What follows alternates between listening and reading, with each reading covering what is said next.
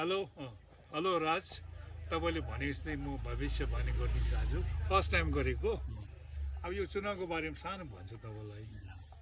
चुनावमा चाहिँ यो अहिले ओली चाहिँ उहाँ चाहिँ हार्नुहुन्छ, बालेनले जित्छ। तर बालेन मान्छेको एउटा खुबी हुन्छ, उसको 8वटा खुबी छ, फेरि उसको नराम्रो पक्ष पनि हुन्छ हामी सबैलाई। लोकपाप उसलाई चाहिँ नराम्रो चाहिँ 5वटा छ, राम्रो उसको 8वटा छ। फर्स्ट राम्रो के छ भने उसको चाहिँ त्यो मान्छेले चाहिँ के हो, हार्ड वर्क, काम गर्ने मान्छे हो एउटा फर्स्ट। अन्त उसको घमण्ड चाहिँ छ। फेरि घमण्ड र मान्छे आत्मविश्वासमा एउटै हुन्छ क्या, अलिकति घमण्ड छ होइन।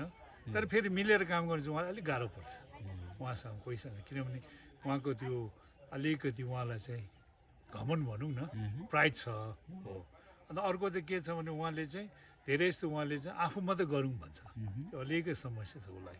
तर उहाँले त्यो मान्छेलाई चाहिँ कसैको त्यो घुस खाने नरम चाहिँ गर्दैन, अर्काको चाहिँ म खान्छु त सोच्ने खालको मान्छे होइन। उसले चाहिँ आफैले गरेर खान्छु भन्छ क्या, त्यस्तो हो उसले। ऊ आफै जान्ने उयो गर्छु भन्छ, तर उसको मन चाहिँ काम चाहिँ गर्छ।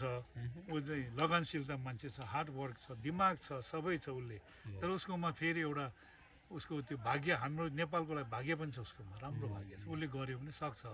तर उसलाई के गर्नुपर्छ भने जित्छ, उसले जितेर वैशाखमा चाहिँ अलिक होसियार गर्नुपर्छ। उसको मानसिक भन्दा पनि शरीरमा चाहिँ उसलाई प्रब्लम आउँछ वैशाखमा हो। त्यो हो, त्यो चाहिँ उसले पन्छाउनु सक्यो भने चाहिँ फेरि त्यहाँदेखि 6 महिना केही हुँदैन। तर त्यति बेला होसियार गर्नु भने त्यो पूजा चाहिँ म गरिदिन्छु उहाँलाई। त्यो ग्रह दशा हटाउने पूजा मैले सधैँ गर्छ, त्यो पालि गरिदिनु पऱ्यो कि हाम्रो राष्ट्र नेपाल चाहिँ राम्रो होस् भनेर। तर रविको कुरा चाहिँ पछि भन्छु, त्यो मान्छेको क्यारेक्टर के हो पछि भनौँला। भन्छ केपी ओलीले जित्नुहुन्छ, हार्छ, केपी हार्नुहुन्छ होइन, केपी हार्नुहुन्छ, बालेनले जित्छ। ल नम्बर